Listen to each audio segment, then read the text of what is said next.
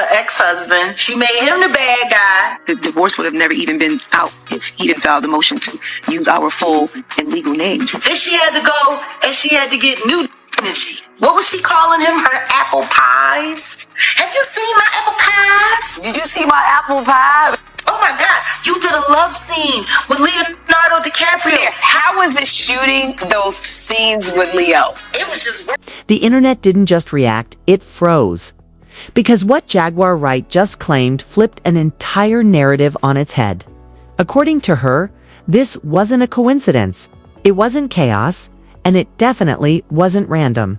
It was planned, calculated, executed. Jaguar didn't ease into it or soften her words. She came forward like someone who believes the truth has already been buried, and it's time to dig it up. She alleged that what the public saw unfold was only the final act of a story that started long before anyone noticed. Quiet conversations. Strategic silences. Decisions made in rooms the public was never meant to know existed. And once she said it out loud, everything changed suddenly. Moments that once felt organic started feeling staged. Smiles looked rehearsed. Timing felt suspicious. Jaguar claimed there were warnings before the collapse, signs ignored, red flags dressed up as maturity. According to her, people weren't reacting to a sudden fallout, they were reacting to a reveal. A reveal that suggested this entire situation was engineered to look accidental while protecting the people who benefited most. Allegedly, emotions were managed like assets.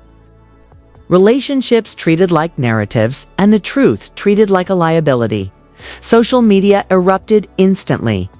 Old clips resurfaced. Fans rewatched interviews with new eyes.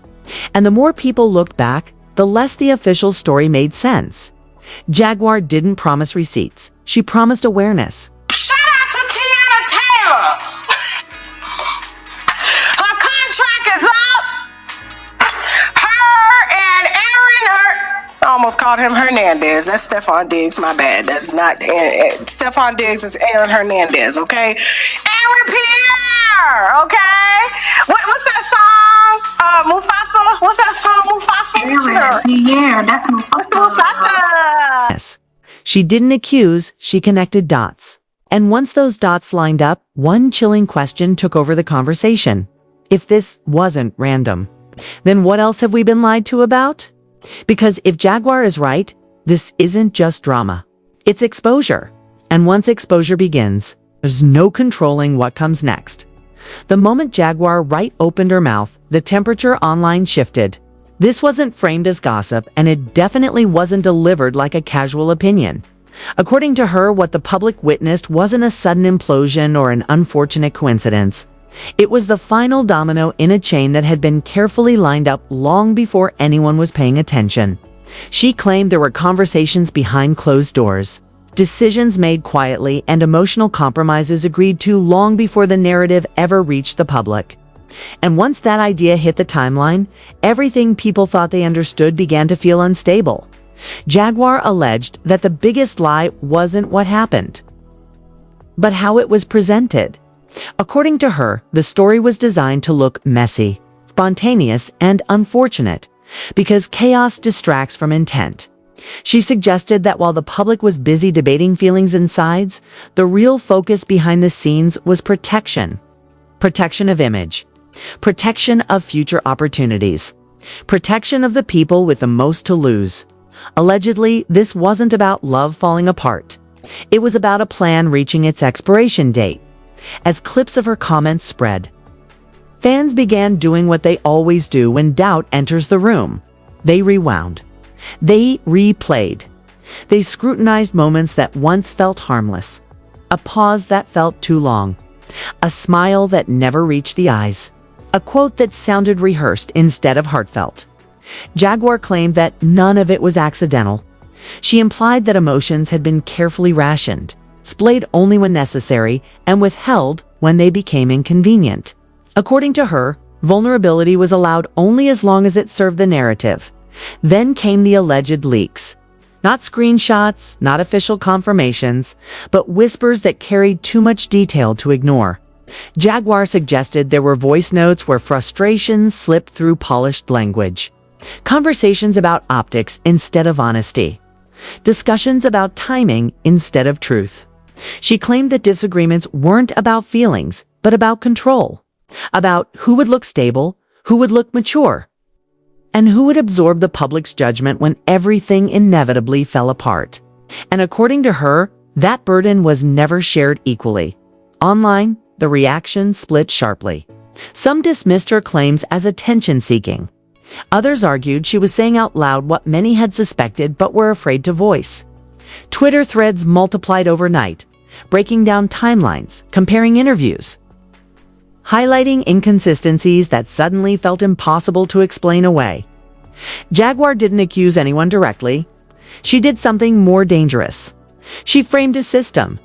And systems don't require villains. They function because everyone plays their role. She alleged that emotional breakdowns happen far away from cameras. Not explosive fights, but quiet collapses.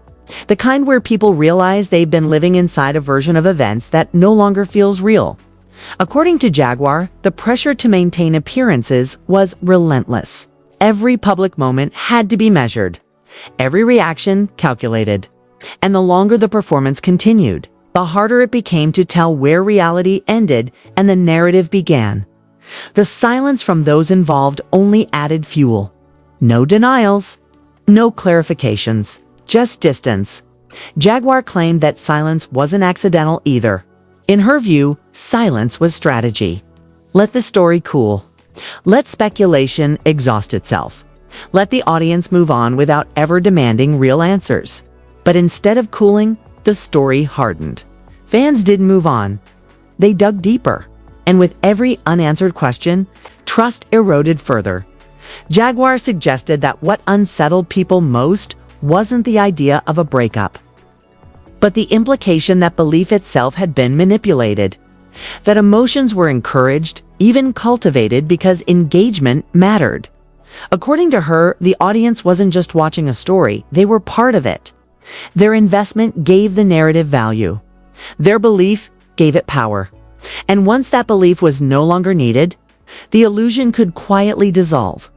As the discussion intensified, alleged insider chatter began surfacing. Claims of meetings where tone mattered more than truth. Of advisors urging restraint, reminding everyone involved what was at stake if things became too honest. Jaguar implied that authenticity had a price tag, and not everyone was willing to pay it. In that environment, performance becomes survival. She also suggested that the emotional toll wasn't acknowledged publicly because it didn't fit the image. It's being sold. Stress was framed as growth. Distance was framed as maturity. And confusion was framed as privacy. According to Jaguar, these reframings weren't lies. They were edits. And edits can change everything without ever saying something untrue. As fans revisited past moments, the narrative shifted again. What once looked like chemistry began to feel choreographed. What once felt intimate began to feel timed. Jaguar didn't say affection was fake. She questioned whether it was free, whether it existed independently of expectation, or whether it was always being managed, shaped, and contained. The idea that this wasn't random settled in like a weight, because randomness is comforting. It suggests chaos, bad luck, unfortunate timing. Intent suggests something colder. Jaguar claimed that once the situation stopped serving its purpose, the end was inevitable. Not dramatic, not explosive, controlled, quiet, framed as mutual understanding, so no one would have to answer uncomfortable questions. She alleged that this is why clarity never comes in situations like this, because clarity assigns responsibility, and responsibility threatens systems built on plausible deniability. So instead, stories fade, timelines blur, and the audience is left to fill in the gaps with whatever version hurts the least. But for many viewers, the version that hurt the least wasn't available anymore. Doubt had already done its work. Comment sections became battlegrounds between those clinging to the original narrative and those who felt betrayed by it. Jaguar didn't celebrate that division. She sounded almost resigned, like someone who had seen belief weaponized too many times to be surprised by the fallout. According to her, this wasn't an isolated incident. It was a pattern. Introduce a narrative at the perfect moment. Amplify it until it feels undeniable. Then dismantle it quietly once it's no longer useful. Careers remain intact. Images remain polished. And the emotional cost is absorbed by the people least protected from it as days passed. The lack of response began to feel like confirmation to some and restraint to others. Jaguar suggested that both interpretations were useful to the system. As long as no one spoke plainly, the truth remained flexible. And flexibility is power. She hinted that what the public saw was only the surface. That deeper conversations existed, ones that would never be recorded, never leaked, never acknowledged. Agreements about how things would end if they ever had to. Boundaries drawn not for emotional safety, but for brand preservation. According to Jaguar, that knowledge alone changes how everything else should be interpreted. The most unsettling part wasn't anger. It was disappointment. Fans didn't feel shocked anymore. They felt tired. Tired of investing in stories that evaporate without explanation. Tired of being told to respect privacy when what they were responding to had been marketed publicly. Jaguar framed that exhaustion as a consequence of repeated disillusionment. And once people reach that point, belief becomes harder to sell. She claimed that this was why the fallout felt heavier than expected. Not because of what ended, but because of what it represented. Another reminder that sincerity is often the first casualty when image takes priority. Another example of how easily narratives can be shaped, sold, and discarded. By the time Jaguar's comments stopped circulating, the atmosphere around the story had changed permanently. Even neutral moments were reinterpreted. Every future appearance would be viewed through suspicion. Every smile analyzed. Every silence questioned. According to her, that's the real consequence of orchestration. Once exposed, it poisons everything that follows. She didn't offer closure. She didn't promise proof. She left the audience with implication. And implication is powerful because it lingers. The idea that this wasn't random embedded itself into public consciousness, refusing to dissolve. And with it came a realization that felt uncomfortable but unavoidable.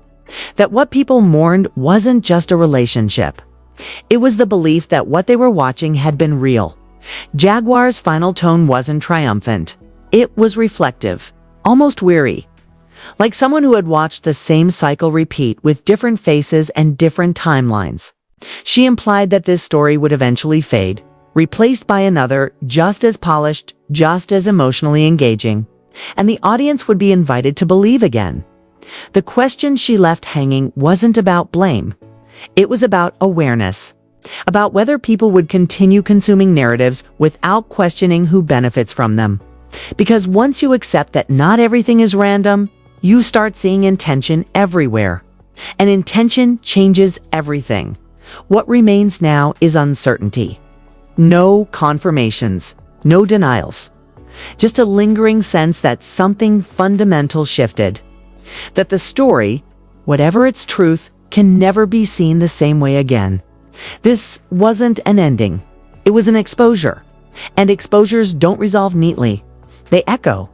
If you've made it this far, it's because something about this story refuses to let you look away. That uneasy feeling in your chest right now? That's not curiosity. That's realization. Because once you start seeing how narratives are shaped, you can't unsee it. And what Jaguar Wright just cracked open isn't just about one situation. It's about how often the public is fed carefully edited versions of reality and asked to accept them without question. This is the moment where you decide whether this story gets buried or exposed. Hit that like button now, not because it's entertaining, but because engagement is the only language these narratives respond to. Drop your thoughts in the comments, not the safe ones, the honest ones. What fell off to you? What moments don't add up anymore? Your voice adds pressure. And pressure is what keeps stories like this from disappearing into silence. And do not forget to subscribe. Missing what comes next isn't just missing content, it's missing context. Because stories like this don't end cleanly. They evolve. They resurface. They unravel slowly, And when the next piece drops, you'll want to already be here. Waiting until it's trending again means you're already behind. Share this video with someone who still believes everything they see is accidental. Someone who thinks these moments just happen. Because once enough people start questioning the narrative, control slips, silence breaks, and truth, whatever version of it exists, has nowhere left to hide. This isn't just tea. It's a test. Stay watching. Stay questioning. And don't let this story fade before the next layer gets exposed.